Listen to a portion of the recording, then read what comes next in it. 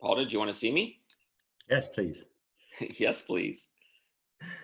Where's my video?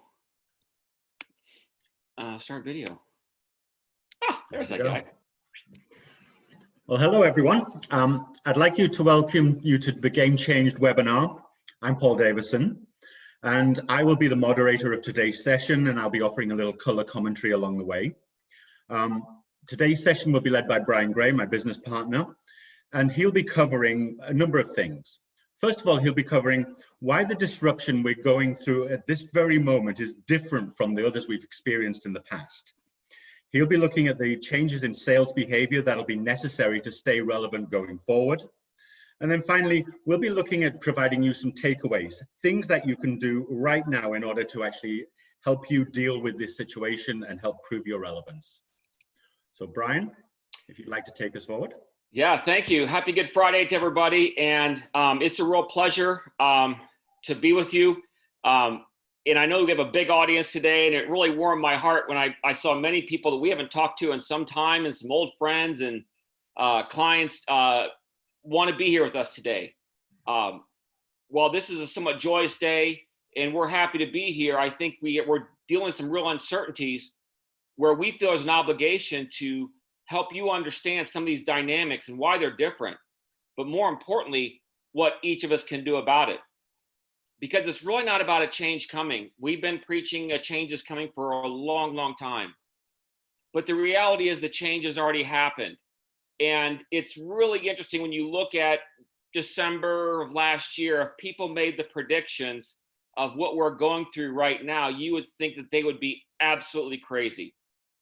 But there is a date I think we all remember.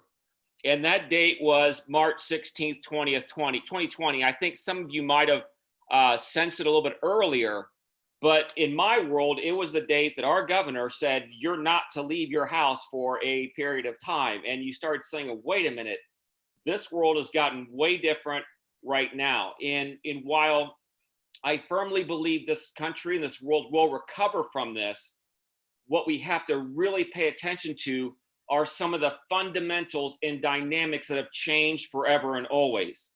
And it's going to help those who prepare become in a much better place, and those who don't, they're going to find their future even more challenging. Now, as you can see, I've weathered a few disruptions in my life. So those of you on the line here today, remember back, we've been through 3 crises, right? We went through 9/11. We went through this 08, 09 implosion, and this is our 3rd one. I think this was much different. We've survived them, but we've always come out different each time. I think we're dealing now with what we call the triple whammy. Not only do we have COVID-19 that has changed many of our behaviors and what we've grown accustomed to and used to, and we know that this economic uncertainty is connected to that, but we have to see it in separation from that. So not only are we dealing with the coronavirus, we then have to deal with months, if not years, of economic uncertainty. And then you multiply that by what we call the accelerating age, that's continuing to accelerate whether we stand still or choose to move forward. So I think it's these 3 that are combined that are going to change some of the things that we never knew were going to change, but also change some of the things we always felt were going to happen, and we've now reached that tipping point. So that's why I think we all have to be very conscious of not just hunkering down, but what can we do to move forward in a world that's continuing to accelerate while we are just now coming off the shock of what are we going to do now that X% of my projects have been put on hold, now that so many of my client orders have been stopped, and what's that going to mean for us moving forward? And Paul mentioned earlier today that if your sales reps are 32 years old, they've never sold in a bear economy. And we've seen that it's only when the water level goes down do we see who's not prepared. And when we know that when times are good and everybody's buying, we don't need to really work on those crucial things. But now that our market shares are all being pulled out from underneath us, we have to do something about it. Actually, I heard this was a Shark Tank episode a couple episodes ago. that said everybody's a genius in a bull market. And now this is really going to test us as leaders, because I think we're entering the most challenging points of our career. We will get through this, and over the next 45 minutes or so, I'd like to share with you some of the insights we've gleaned, but more importantly, what you can do about it. And by the way, I don't know if you reference this, Paul, but if you do have questions along the way, please do ask, or we can wait till the very end. So if anything, just ping Paul. Yeah. And actually, there's a Q&A chat box at the bottom of your screens. You can put questions in there, and I will interject any of those if it's necessary, and I will do it at the end. And I told Paul to slow me down if we need to, or make me clarify if necessary. So as we move forward, the fact is there's two things I think to be fundamentally true. And as we all know, the hope is not a strategy, and we know that doing nothing is not an option. For us to stand still while the world is, to a degree, crumbling or uncertain at best, yet the world continues to accelerate, we have to make changes. In fact, we call these the three new realities, and those three are this. Number one, the future belongs to those who take action now, who act now. Second, B2B sales have changed forever. They're not going to go back. We've seen this. How many have done way more Zoom meetings than anything else in their lives over the last 2 weeks? I've met more clients, kids, and pets than I ever have in my entire life, and that's been, I guess, a good part of this. And third, only top priorities are going to get acted on. Sorry, my thing locked up there. Hold on a second. I don't know why it does this. Hold on a second, guys. I need to reshare.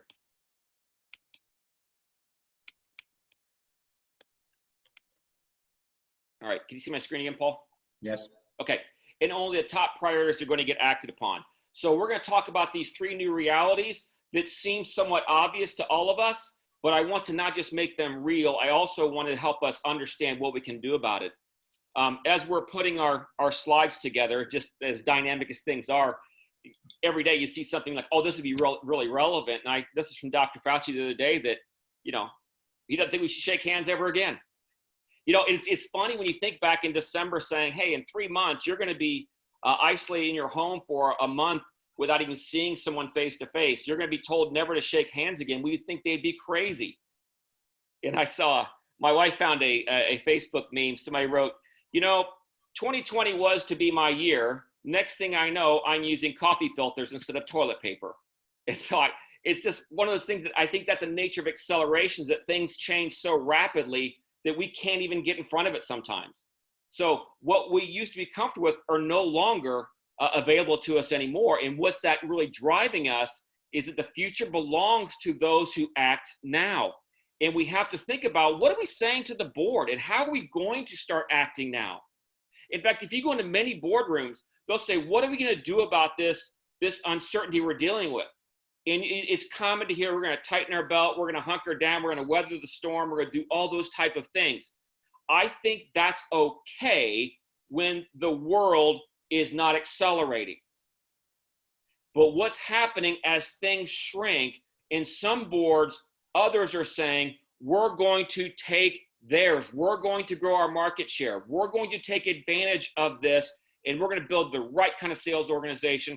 We're going to develop the right kind of messaging, and we're going to actually go grow and not wait and hunker down. And I think that's the nature of acting now, and what is we need to do as leaders. You know that old saying that anyone can take the helm when the sea is calm, but we can't just ride this out. It's going to be very turbulent, but there are things we all can do as leaders. But what we cannot do is stand still. Because I love this quote, delay is the deadliest form of denial. And we have to act now, not later. For some time, Paul, we've been talking about the 3 deadly C's, haven't we? We probably all know by heart. And I'm sure many of you, we've talked to about the 3 deadly C's ad nauseum, which a little insight, those are what we call our insights. And this is going to come up later when it comes to how to achieve priority. And those are commoditization, compressed selling time, and consensus decision-making. So not only does everybody look, sound, and act the same, they're ignoring your salespeople for the first 70% of the buying journey. And decision-making teams keep getting bigger and bigger. We all dealt with that when times were good. We are now living in a world where this is going to be in full effect. So not only is commoditization going to take over even more, you can't even shake someone's hand moving forward. And now we have many decision makers that you have to now sell over a Zoom meeting or virtually. And what we believe is that sales organizations are unprepared and ill-equipped to sell how today's buying teams buy. This is something we've been saying for over a year and a half, because we knew this was coming. But as Microsoft, I think they sent an article out, or an article yesterday, that this is the tipping point on education and on business and how things are going to get done moving forward. And it's be really hard to say, let's get back in the car and let's drive around and see 1 or 2 people during a day's time, versus saying I can get in front of 12 or 14 in one day if I sat in my office. So we have to learn to be prepared and equipped for this world. So we have to be bold and be calculated. And what that really means is 4 things. Number 1, you've got to elevate, evaluate, and build a team designed to win a different game. The world of sales has fundamentally changed, and I'm nearly at the point of bringing back the word paradigm, because a paradigm is really a changing that creates new rules for winning and losing. Second, you have to adopt a selling methodology that is not dependent on face-to-face meetings, and that gives you the ability to win over groups of people. And we're going to talk more about this in one of our other realities, that only the top priorities are going to win. Good ideas will never make the day. And third, you've got to get really, really good at winning the screen. I want to thank Michael Yazbek, who is the president of JC Anderson. And we were talking to Yaz and his team yesterday, and he said, Brian, you used to say we need to win the room. Heck, we got to start winning the screen, which I thought that was brilliant. In reality, and what we were really saying, what he meant by that is, it's one thing to work off relationships and take people to lunch and have an hour to hour and a half to spend time with them. But that's not the world we live in right now. And I think it's going to be very difficult for us to move back into that space ever again. So instead of 3 face-to-face meetings, you might get 1 moving forward. So you've got to be able to win when it's just you and a screen separating you from 7 or 8 people, and you've got to drive that engagement. And next, to be bold, you have to settle for nothing less than meeting with true decision makers much earlier in the process. You have to avoid buying teams. And we're going to talk about that here in a little bit, on what the nature, what their model is and what your model needs to be. And there's somewhat of a conflict. So some key takeaways. Number 1, you need to be able to act now. Now is the time. And now's the time to figure out how you're going to take market share from everyone else, because the future belongs to those who act now.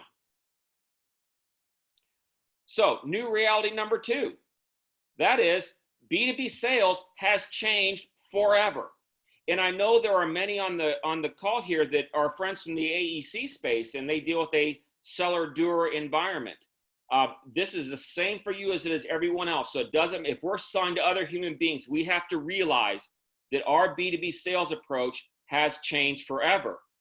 What's different about it? 3 things. Number 1, where you sell, how they buy, and who you staff. So we have to take a look at each and every one of these to make sure that we can adapt to the changes that are taking place on selling moving forward. So where we sell, we all know, we've talked about this, but the fact is, face-to-face meetings, don't think so. Travel to sell, not really. Expense accounts, not much more. And for the last 5 to 10 years, we've heard many people say relationships are how we grow our business. And this is a much different world when you are completely removed from your prospect and you don't have the time to develop those relationships. I think you've all seen this in your own world, that 60-minute meetings are now 30 minutes. 30-minute meetings are done in 15 minutes. And it doesn't mean that you can't use your personality, but charisma is not a tool anymore. And that crutch of just get me in front of the prospect, I can help persuade them, that's not going to work. So we may now have seen the end of the reign of the traditional sales guy. And I smile, but yet that breaks my heart a bit, because I grew up like many of you, where I spent my time on the road, and I loved meeting people, and I felt that my personality and my willingness to go out of my way to show up helped me win, and I had great habits. But the fact is, that's not how sales are going to happen, and we're seeing it start right now. So meet the new boardroom, right? And the new boardroom consists of you having to use slides to persuade and win. So do visuals matter? Yep, now more than ever. Does a great story matter? Yep, now more than ever. Does cutting to the chase matter? Yeah, way more than ever. In fact, we're going to talk in the next new reality about how you need to develop out the kind of messaging that captures someone's attention instantly, because you get so little time anymore to capture attention and drive priority. So the bad news about the new boardroom, right? If you're good at presenting before, if you weren't good, you're probably not much better. So we need to get really good at winning here. Charisma is not going to be enough. You need to have a take, and you need to have a quick take, and you need to be able to drive the engagement, and you need to get them to lean in to your presentations. Which, by the way, whenever you're on video, you want to get others in the same spot, and you need to you'll need to develop out your own way of coercing them into showing their face, because you learn, as you know, you learn so much when you see people's facial reactions. So the key is you've got to make sure you can get them to show up for your meetings. You have to be great out of the gate. And I mean, you need to have an elevator pitch that excites, that engages, but more importantly, speaks to a priority or a threat that they have. You're going to see more distractions than ever before.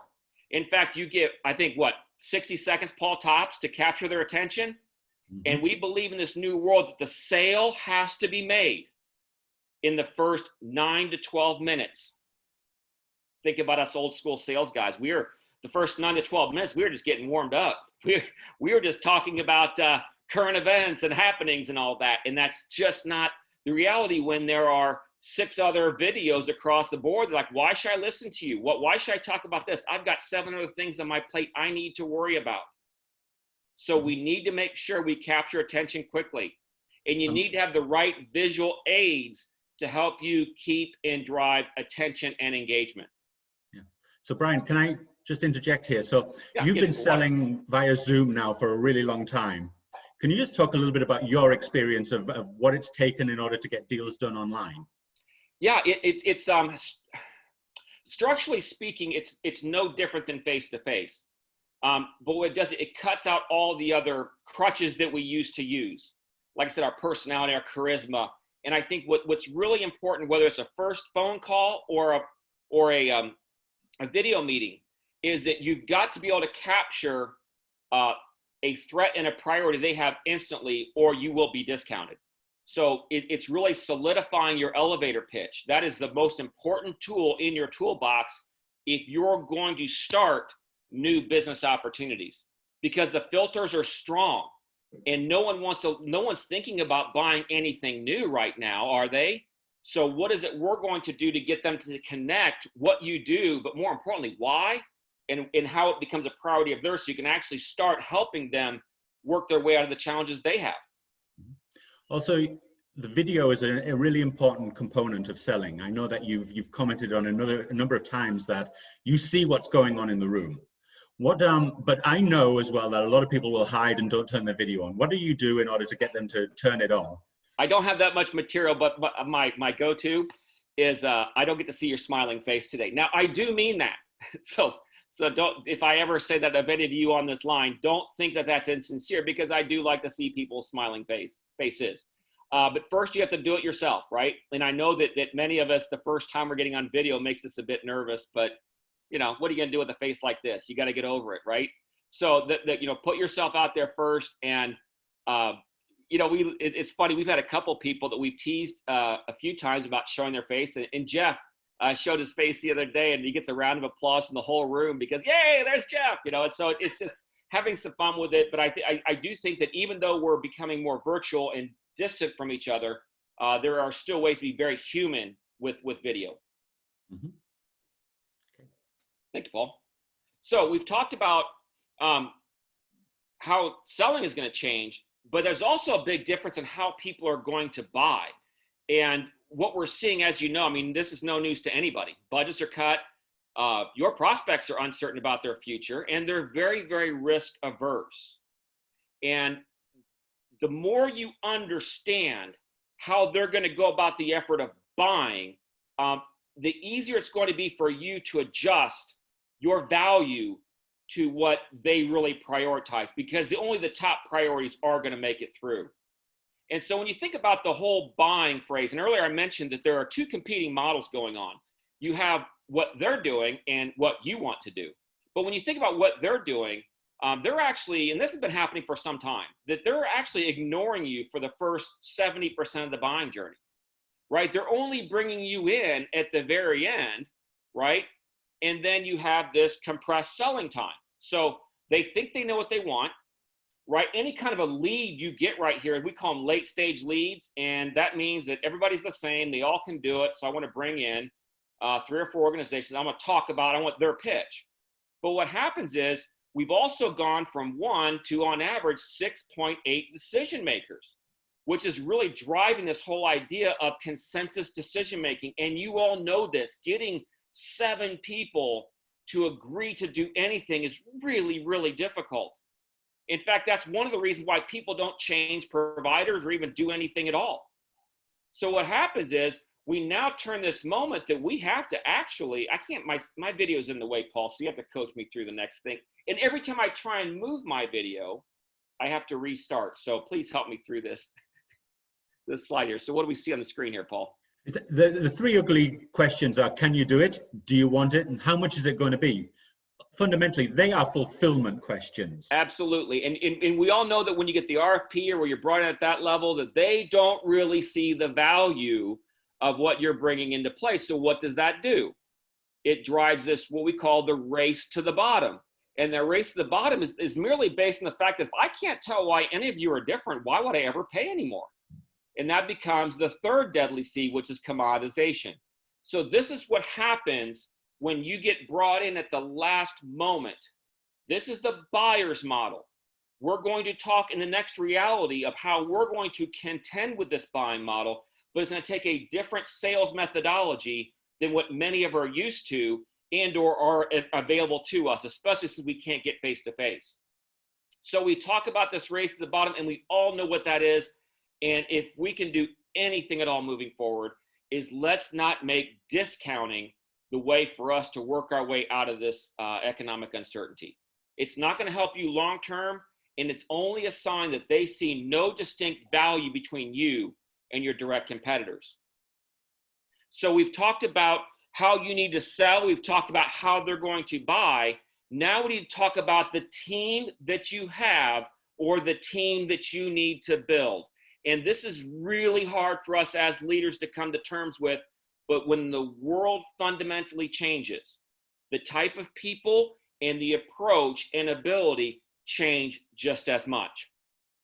So we have 3 challenges in front of us. We either have to build the right team, upgrade the team, or reduce the team. And I think, unfortunately, a lot of people, and I understand this, I totally do. I'm still waiting for my Steve Mnuchin said, once you apply, it's automatically there. I haven't seen that day where that CARES Act is in full effect. But I know but we still have to look at where we're going to make some cuts. And the natural thing is to reduce. But I think a straight reduction across the bottom X% of your sales team is a bit dangerous, especially when the type of salespeople you need moving forward might be what we call hidden high potentials. They may not be your top performers. In fact, your top performers might be the salespeople that are just kind of riding out success over the previous years. So I want you to be very careful of the risk of cutting your high potentials. And those are the ones who have the ability to sell how today's buying teams buy. So we call it a sales team MRI. And I don't think many of us have done this, but have we really taken a look at what we have inside our sales organization? Do you really know, number one, can your team be more effective? And how much more effective can they be? And who are they? They're not always the ones you would expect, especially when what's required today is much different than previous. Next, what's it going to take to accomplish it, and how long will it take to accomplish this? So only because my heart goes out to salespeople of the world. They can't help their worlds change. And I just want you to not have to make those cuts quickly without looking at that critically. What kind of needs you have moving forward from your salespeople versus what you currently have. Because the reality is that we need a team of hunters that can actually get involved earlier in the sale versus a bunch of birdies waiting for someone to bring back their food. And this is kind of that 70% when the marketing group creates these leads, think in mind, those are late stage leads. Those are leads that come in where they already think they know what they want. And I know this sounds odd, but we need your salespeople to get involved earlier in the sales process and not rely on marketing to serve up a late stage or fulfillment lead, which leads to the three ugly questions. Paul, remember the three ugly questions? Yes. Do you want Can it? you do Can it? you do it? How much? Do you want it? And how much? And that's not a way for us to protect our margins. So when we look at characteristics moving forward, we need salespeople that can have a take, that can actually get a meeting with the decision maker, which creates this recap here. Number one, you have to do now what you have to do now to win, right? The three deadly C's are now on steroids. If you thought it was happening in the past, it's going to be there front and center. And finally, you've got to identify and really hang on to those hidden high potentials. I mean, it's real easy to identify your top performers, but there's that middle group that I really want you to be understanding who they are so you can hold on to them and nurture them, because those are the ones who are more adept and more willing and have the desire to sell how buying teams are buying. And Brian, just there was a question. There's a few questions already, but I'll just ask one of them at the end in terms of when it talks to the about the sales staff. How can we tell if we have got some high potential people within this environment? What are we looking for, or how do we actually measure it? Yeah, there's if anyone's interested, let us know. We can pass along some of the evaluations and scoring tools that we've used in really good effect to help identify those hidden high potentials. I would prefer to use a scientific approach than my own personal gut, because when you think about the part of the brain that makes decisions, it's not real logical, and we use too much emotion. So there is a group that we're called Objective Management Group that we've worked with for some time. We'd be happy to share with you, but it provides a really good forensic analysis of your salespeople's abilities, strengths, the ability to sell how today's buyers buy, and more importantly, what can be done to help make those right improvements. So we can respond to them with some more information, Paul, at the end. Yeah. And one note from me is, can you just talk a little bit about the difference between a sales conversation going forward and a fulfillment conversation, in terms of, because you have a lot of salespeople who do wait for RFPs. So can you just talk a little bit more about that? Yeah. If we wait for RFPs, those are, we call them late stage leads, and those are nothing but fulfillment. It's all based on, can you do it? Do you want it? How much? And that's really that race to the bottom. And that's where the world is moving to. And if your organization is only really capable of being responsive and reactive, they're going to have a lot of trouble getting the margins you need and winning the opportunities you need. A real sales conversation, Paul, was that meant to be a segue? Because the real sales conversations have to be rooted in connecting to the top priorities of real decision makers. One of the things that we have seen is, as decision-making teams get bigger, what we've also noticed is the real decision makers not even in the room by the time it gets to the large decision-making team. He or she have already exited their involvement because they've pointed in the direction, and it's now left to buyers. Buyers are much different than decision makers.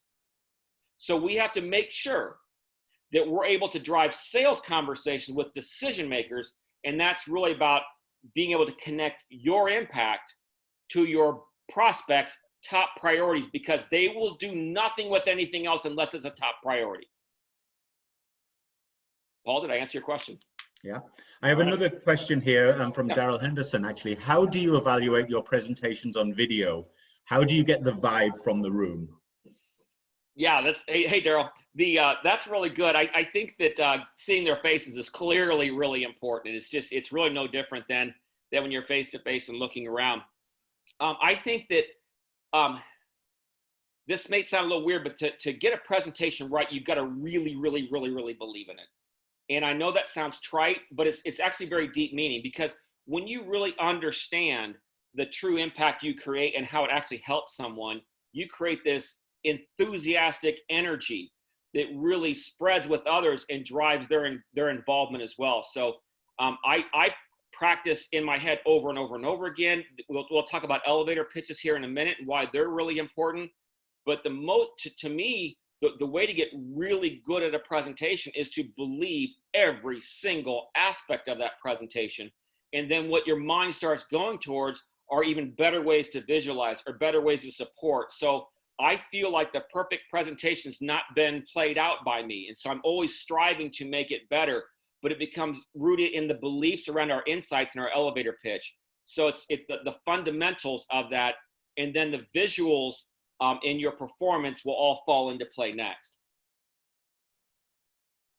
All right, so let me press forward a little bit and we'll take some more questions here. So the idea of only top priorities will make it through. I think this is always to some degree important, but it's now more important than ever. And this all starts when someone asks you this simple question: why in the world should I do something right now? And then why in the world should I choose you? The now is important. In the old days, it's about just you beating your competition. But now, when so many good ideas will not get acted on, the key is, why should I do something now, and not necessarily why you, right? So you have to do two things here. You have to not just separate from your competition. You've got to create priority above any other considerations that they have. I don't like that, but that's just the way it is. So only the top priorities are going to get acted on. And one of the things that we're going to talk about is how to create real impact with what you do. Because priority, we call it our priority selling system. Priority is the only things will be acted on. Because when you can establish priority, you now gain influence. And when you gain influence, you can start creating impact. Because as Paul mentioned, do we want fulfillment conversations or sales conversations? And sales conversations happen with decision makers early in the process, not at the end. At the end, those are fulfillment conversations. So if you want to get a better sales conversation, you better speak to their priorities that allows you to drive influence and, more importantly, create impact. So let's bring back the early, middle, and late again, right? So it's the same model. Again, we have two different models. We have their model, which we all know is to push you to the very end. You have very little influence on that because all they want to know is, can you do it? How much? And do you want to do it? But what we need to do is we need to start driving insights that allow you to get meetings earlier in the process. Now, there's a messaging box we're going to talk about here. It has a few different components. Insights are one, right? Your real value, your real impact's important. Your 3 convincing advantages, which we've worked with many of you on this, about your 3 convincing advantages. Those are as important as ever. And then your elevator pitch becomes that real driver to drive engagement earlier in the process. Because what happens is, as you start getting in earlier through insights, you now get greater influence because you've connected your impact to their priority. So this is where you start having sales conversations, which are crucial moving forward. Our influence is higher, and we're actually meeting with the decision maker. And when you can connect your real impact to their top priority, you now have a champion. And when you have that champion, when it comes to the middle stage, you start creating believers. And your influence stays high, and then you create supporters. And this is what those organizations that are going to be assertive and they're going to be focused on growing market share are going to say, we're not going to sit and only wait for late stage leads. We're going to connect with the right decision maker sooner in the process so I can create someone that understands my influence and drives impact through the entire process. So how are we gonna do this? I'm gonna play a little game here, and I think I'm okay on time. But one of the things that I wanted to share is some things I've learned along the way, and to connect the fact and ask, do you believe that flavor ice can actually make you a better leader? Now, the name that threat, Paul and I, we do this exercise with clients all the time. It's a great exercise because what I believe and what we believe is that most people don't believe themselves that they're any different than their competition, and that they have a real reason to meet with a decision maker earlier in the process. We create this our own limitations. Well, we're just like everybody else, so I'll just wait for the RFP. And I think there's a real way we can drive separation. But how Name That Threat works is you first of all just kind of state your why or state your impact. And then we're gonna ask a few questions. We're gonna say, so what? Then so what? Then not, then what? And then we can get to what the real threat is. Because from a neuroscientific perspective, the brain only prioritizes threats. People don't buy based on pain points, or problems. So don't ever let your sales team saying, I found their pain points, because we live with pain points. We act on threats. We live with pain, we act on threats. So what is the exercise we're doing? We're gonna take what you might say to someone, and we need to connect it to a very deep-rooted threat that they have. Super important. So my question is, do you believe that flavor ice actually makes you a better leader? This is trite, but it's important because I believe that even frozen sugar water can actually fit a priority. And how did this all start? Well, we have twin boys that turn 18 on Sunday, which is, for those of us who have teenagers, it's crazy to think about. But years ago, my wife used to buy these big boxes of these flavor ices at the Sam's Club. And I asked her, I go, why do you keep all these big boxes of flavor ice in the freezer in the garage? And she says, I want to keep the kids close so I can keep an eye on them, which made a lot of sense, right? Remember when your little ones first started roaming the neighborhood, how nervous that made you. So believe it or not, this actually helped us eliminate a big threat. So that story always stuck with me. And I was at a conference, actually my last conference I went to back in early March. And one of the things that people were saying there was, well, we sell expensive things to people that they don't need, which is probably now the world's worst value proposition. But it was very high-end video, audio technology inside the home.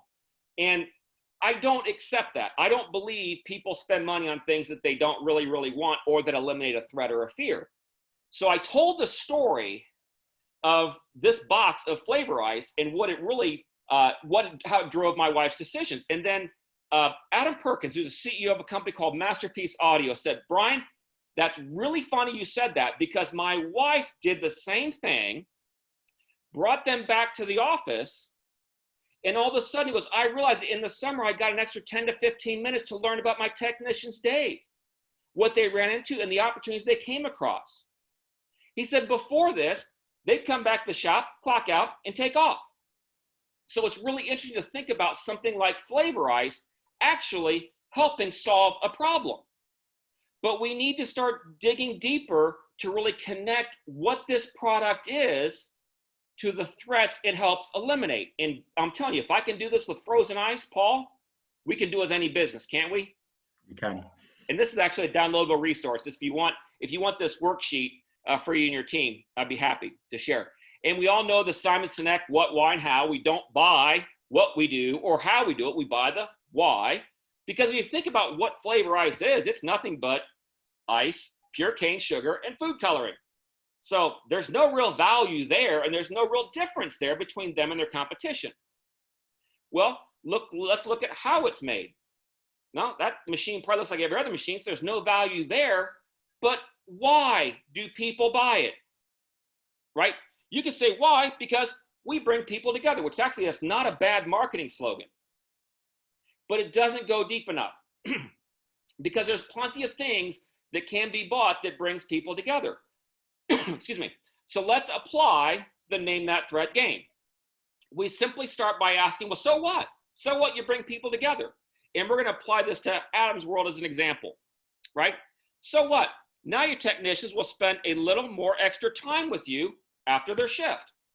Okay, well, so what to that? Without that time, you don't get as many opportunities to gain the right or new perspective. So they used to leave, now they stick around, I learn more, and I get better perspectives. But why does that matter?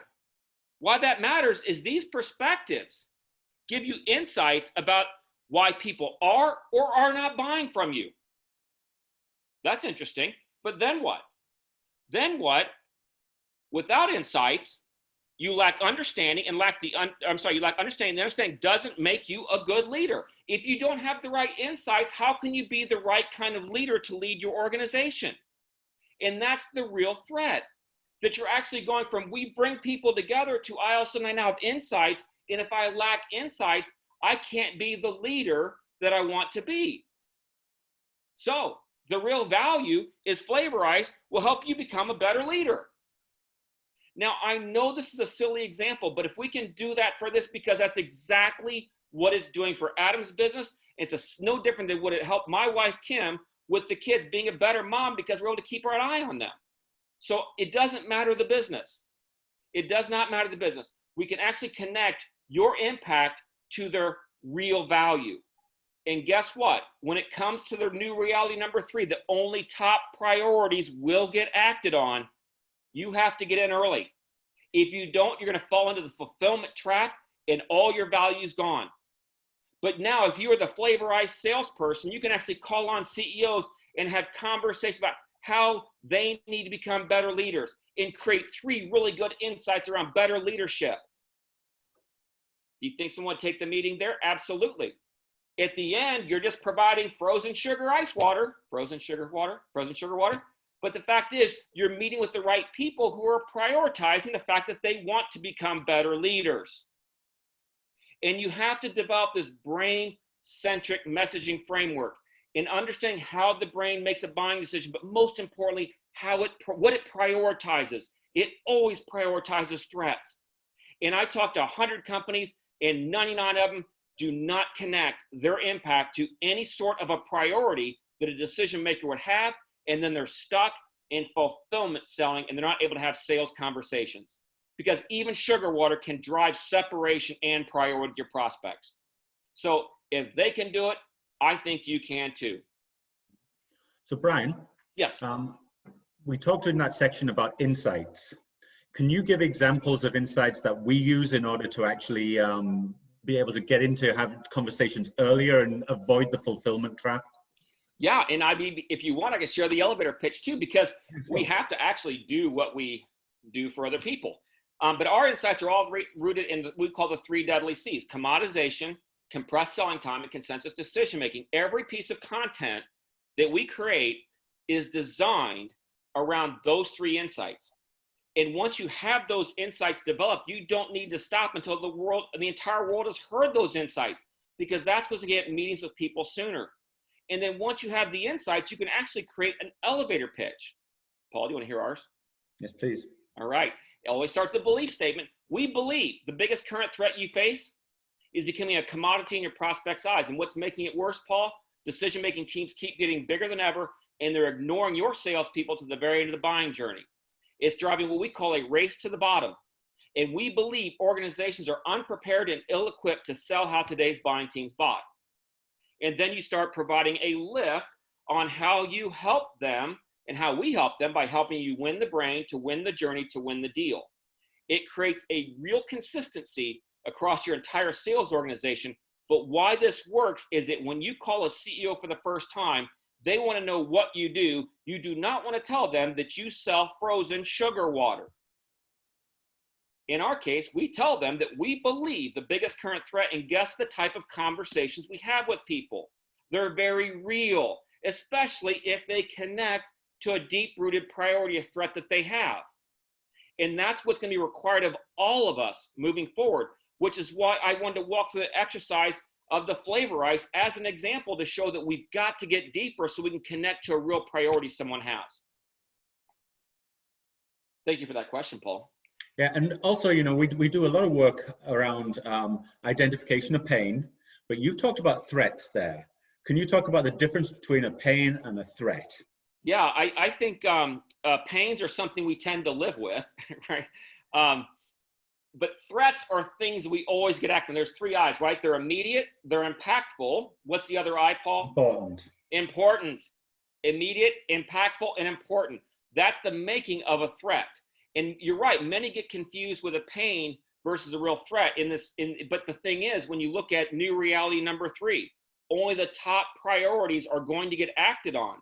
People are not going to act on pains. They're going to act only on threats.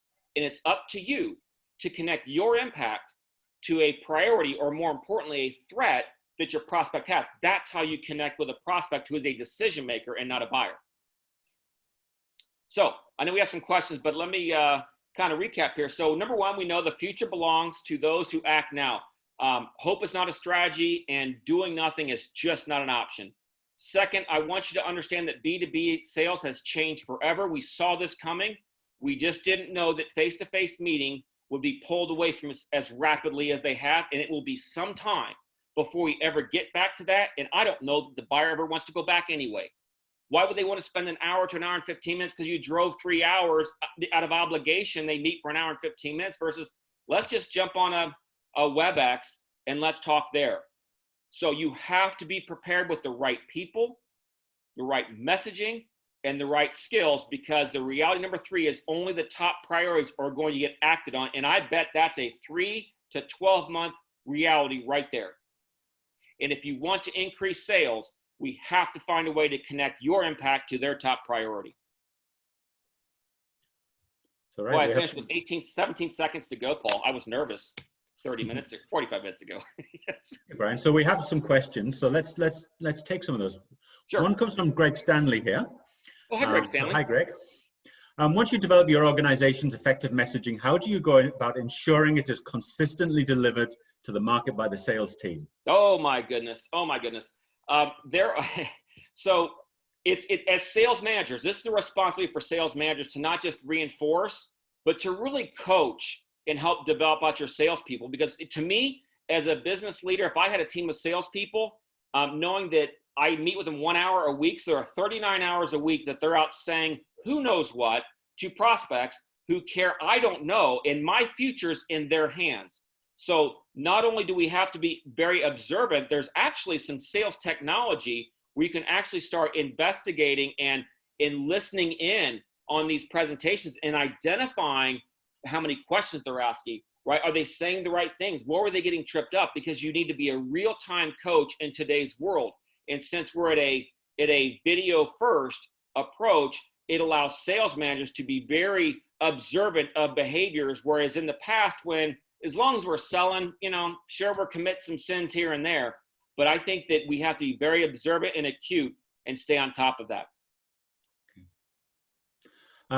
So there's a couple of questions here about the real decision maker. So if we have to quickly get to the real decision maker, how do we know who they are?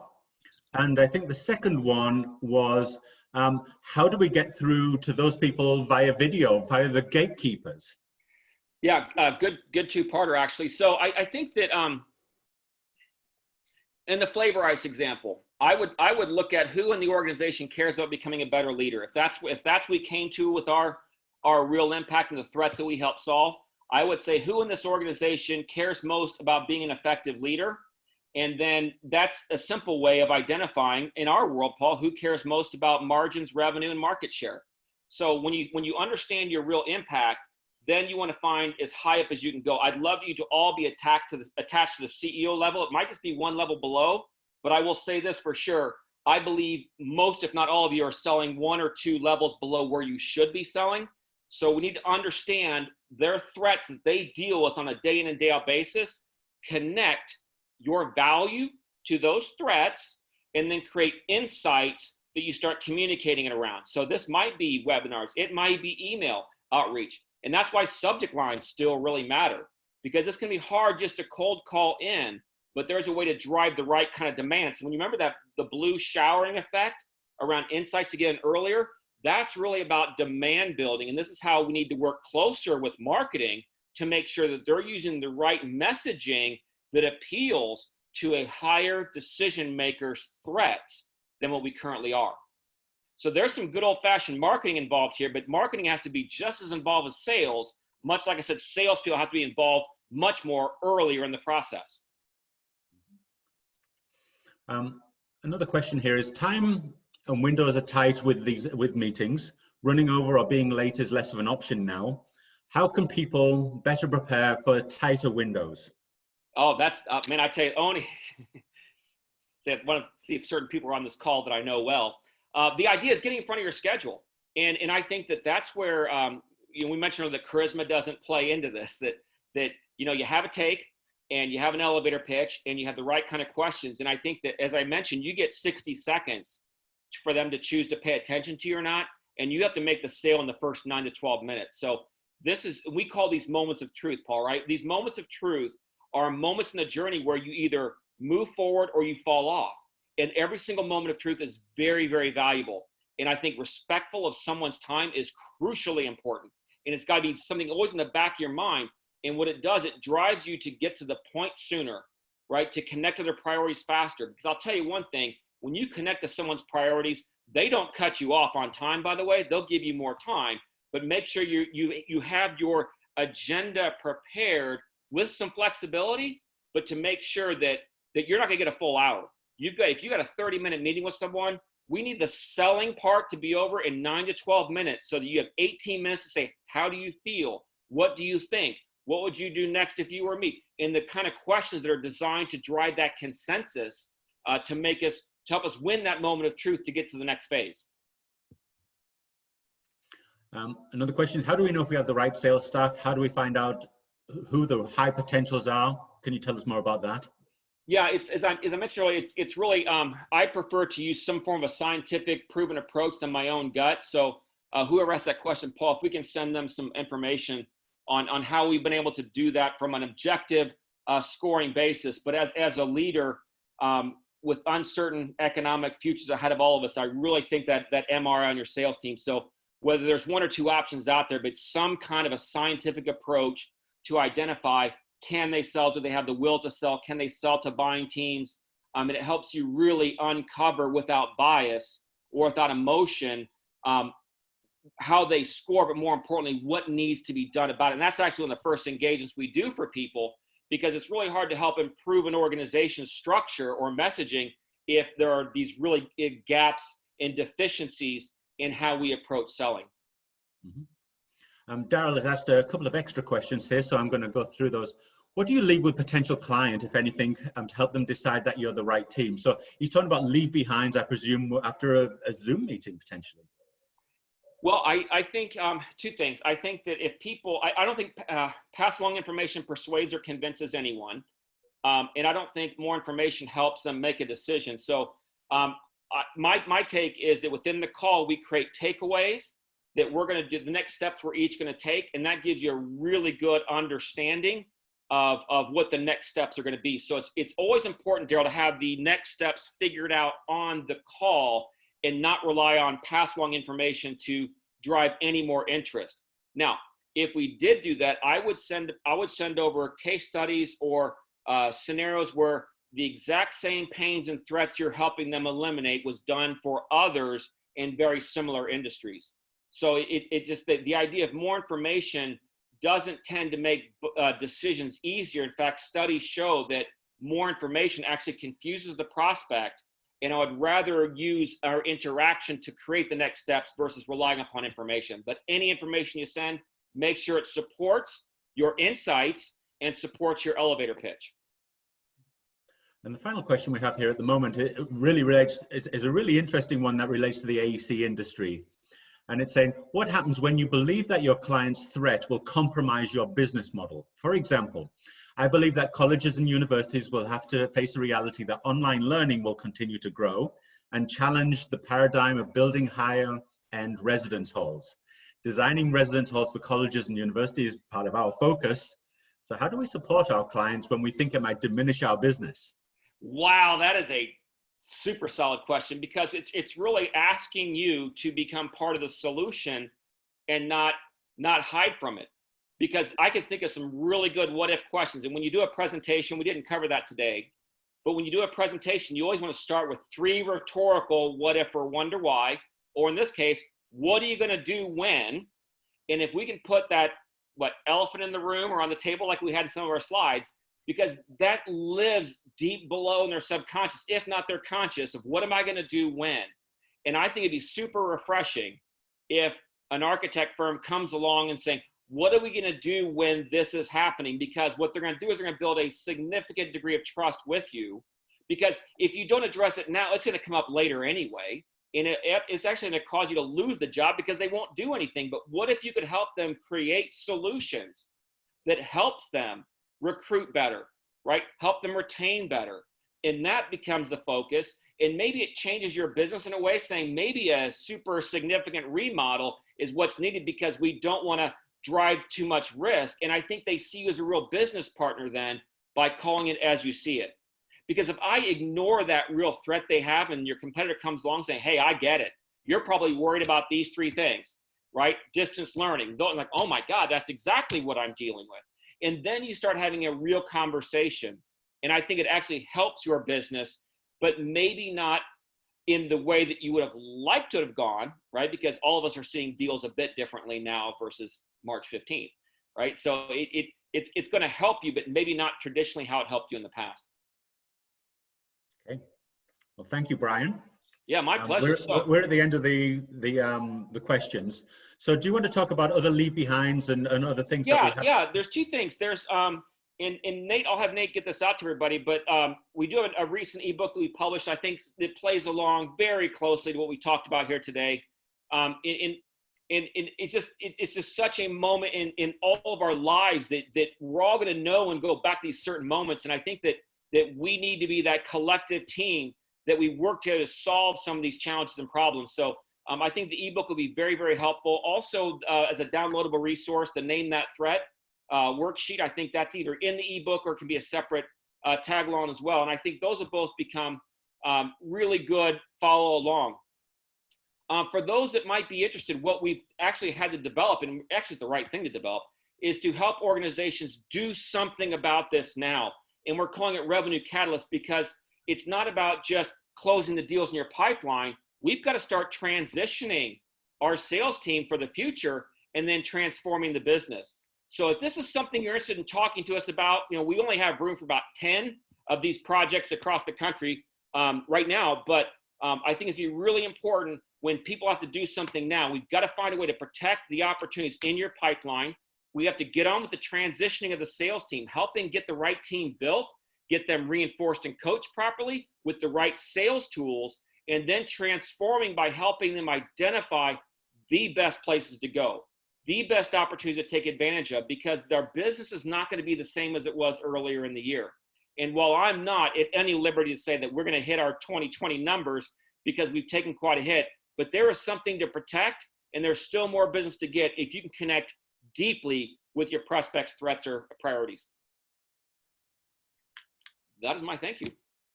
I appreciate everyone taking the time, and this is really important to us, and it's meaningful to us that you would choose to spend an hour of your day with us. So I really hope that you've received some takeaways you can take action on. Paul, is there anything else you wanted to pass along? No, just to thank everyone for attending. Yeah, thank you all. Have a wonderful Easter weekend, and I hope to see you or talk to you sometime soon down the road. Thank you. Thank you very much.